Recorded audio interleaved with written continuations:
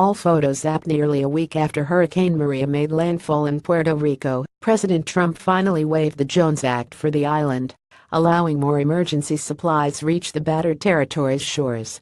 The World War-era law prevented foreign ships from delivering their goods for days, leaving Puerto Rico without enough food, water, and fuel.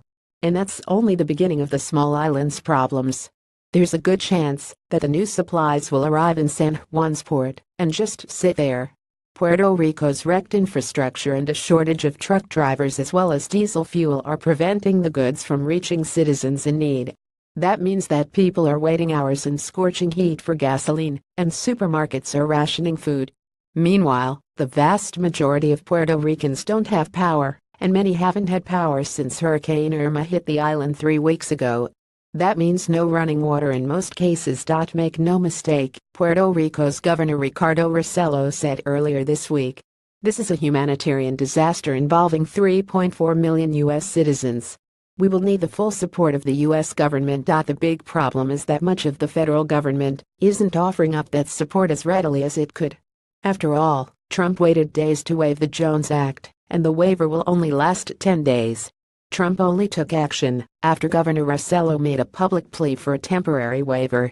The Department of Homeland Security previously issued Jones Act waivers in the wake of Hurricane Harvey and Hurricane Irma. It seems silly that a disaster zone would need a waiver just to receive supplies, and the history of the law that requires it is controversial. The Jones Act, officially known as the Merchant Marine Act of 1920, requires that all goods traveling from one American coast to another be transported on American ships with American crews. The law dates back to the aftermath of World War I, when the U.S. shipping industry was suffering damage to its fleet caused by German U-boats. Nearly a century later, however, many Americans, including many lawmakers, believe that the law is obsolete and causes more harm than good. But again, the fix that Trump allowed on Thursday is a very temporary one. Puerto Rico faces a daunting recovery process that will take years, not days.